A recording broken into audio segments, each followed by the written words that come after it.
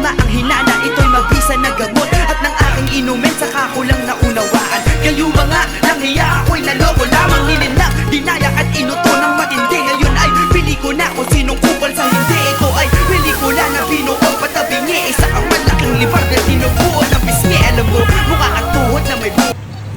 Alam mo, kapag tumatanda na pala tayo, mas priority na natin yung paano maging masaya. Marirealize mo na mas masarap i-enjoy ang buhay pag masaya ka. Di mo kailangan makipagtalo sa mga taong walang bilib sa'yo as long as nag-enjoy ka naman sa ginagawa mo. Maiksi lang ang buhay natin, hindi natin kailangan makipag-argumento. Positive people will always choose happiness. Kaya kung saan ka masaya, tuloy mo lang. Enjoy lang natin ang ating buhay kung saan tayo nagiging masaya.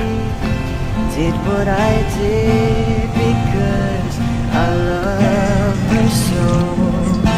Will she? Ikaw pala ang aakit sa puso ko.